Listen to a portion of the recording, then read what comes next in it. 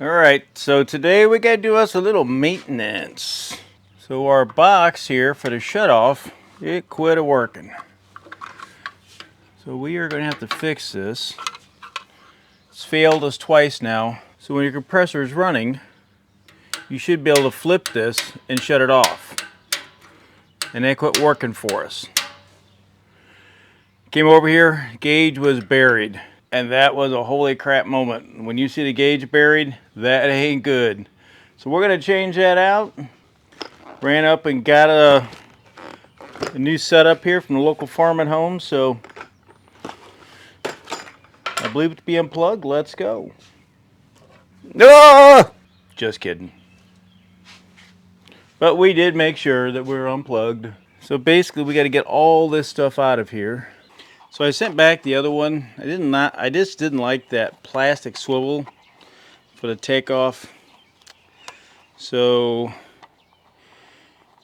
we got what used to be a square D.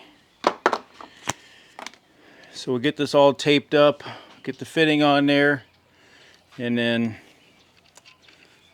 get this dude wired up. Remember, you always wrap your tape in a direction that's gonna, so that when everything goes on, it doesn't unwind it.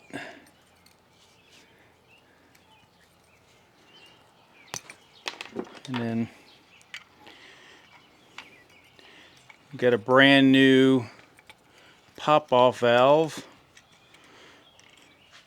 So get all this on there and get this compressor and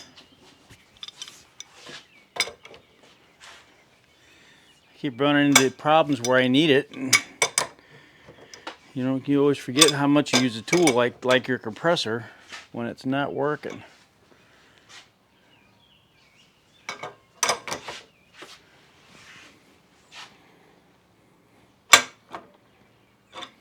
Put the motor on the centers and the lives on the outsides like it shows. Now I have used that pipe dope, the paste.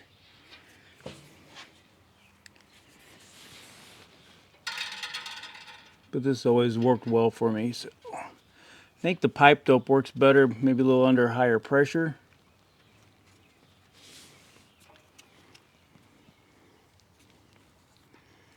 Couple wraps around there. Make me look bad on the camera here. Here we go.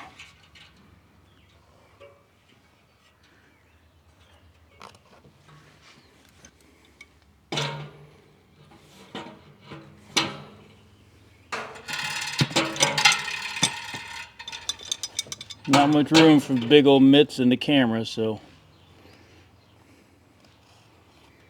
give it one more turn. Let's see, I think that's a 1/2 inch here. Let's see.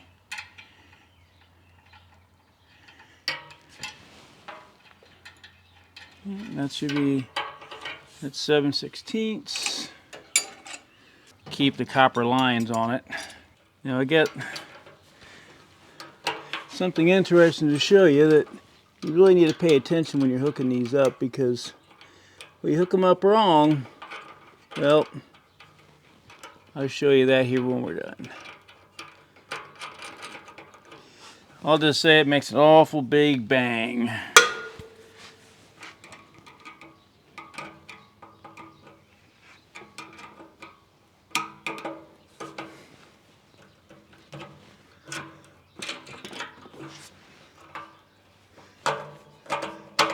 Obviously, make sure your power's off.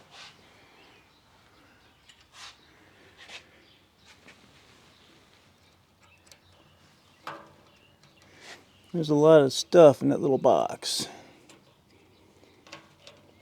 You turn this clockwise for higher cutout and counterclockwise for lower. But you know what I didn't put on here? It's a stupid gauge. So I didn't have to go buy a T. When we built our 4-tire inflation kit, I had an extra. So we'll pump her up, see where she's at, and then go from there. Alright, so we're going to back her way off because I stopped it at 120 and Don't like really running things much over 90 to 100 psi. So there's no reason to have it pumped to 140 or 150. With the regulators, I'm regulating that down to, I think, 90, because the plasma torch doesn't like much more than 90. So we got to bleed off some pressure here, and if you don't have one of these little tools here for your ratchets, they're very handy.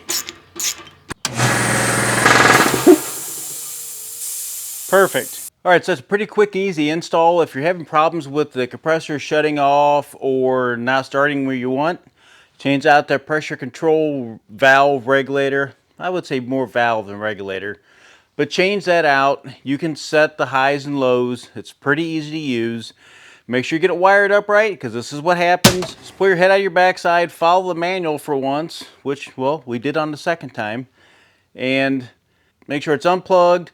Make sure the circuit breaker's off. Don't touch live wires. It's a pretty easy install. Compressor, well, you can't live without them.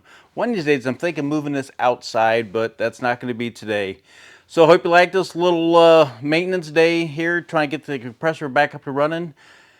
See here for things to build with a compressor like this. So thanks for viewing Jeepingmo's Garage as always. See you in the next video.